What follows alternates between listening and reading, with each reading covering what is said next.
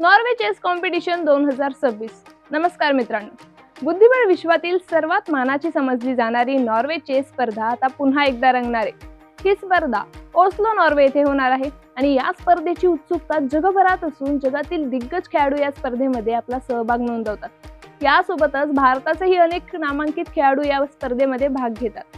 चला तर मग पाहूयात या व्हिडिओमधून यावर्षी कोणकोणते भारतीय खेळाडू सहभाग घेणार आहेत आणि मागील वर्षी भारताने या स्पर्धेमध्ये काय कामगिरी केली, तसेच या स्पर्धेचं नक्की महत्त्व आहे तरी काय।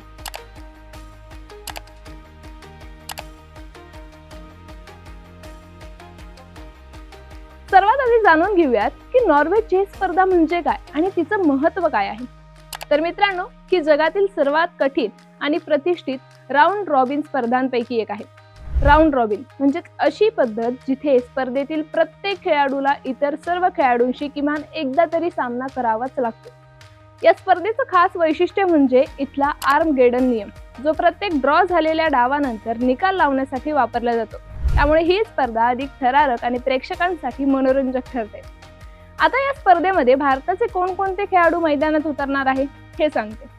2026च्या या स्पर्धेमध्ये भारताकडून ग्रँड मास्टर आर प्रज्ञानंद आणि डी गुकेश हे युवा खेळाडू मुख्य आकर्षणाचे केंद्र असतील, ज्यांनी जागतिक स्तरावर आपली धाक निर्माण केलेली आहे। त्यांच्या जोडीला विदित गुजराती देखील सहभागी होण्याची दाट शक्यता आहे। तसेच महिलांमध्ये दिव्या देशमुख खेळणार आहे आणि ही स्पर्धा तिची डेब्यू स्पर्धा ठरणार आहे। त्यामुळे अनेकांच्या नजरात दिव्यावर देखील असणार आहे। मागच्या वर्षीच्या स्पर्धेकडे पाहिलं तर अर्जुन एरिगाइसी, डी गुकेश, कोनेरू हम्पी आणि आर वैशाली यांनी भाग घेतला होता। 2025च्या नॉर्वे चेस स्पर्धेमध्ये जगातील नंबर 1 खेळाडू मॅग्नस कार्लसनने आपल्या घरच्या मैदानावर विजेतेपद पटकावलं आणि आपलं वर्चस्व सिद्ध केलं। जर भारताच्या कामगिरीकडे पाहिलं तर गुकेशने या स्पर्धेमध्ये 3रं स्थान पटकावलं होतं।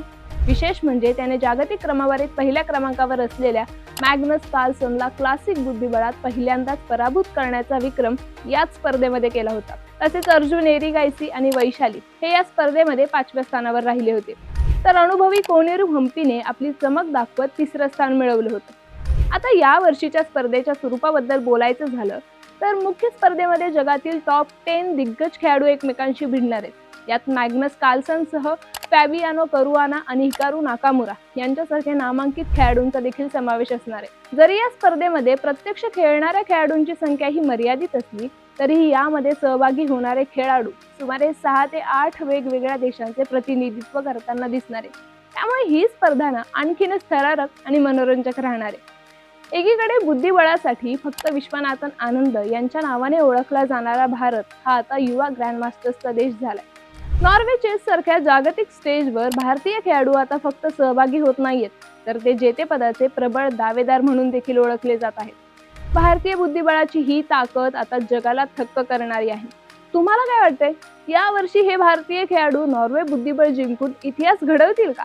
आम्हाला कमेंट्समध्ये नक्की सांगा आणि अशाच क्रीडाविषयक ट्रेनिंग अपडेटसाठी सबस्क्राईब करा AGC स्पोर्ट्सला।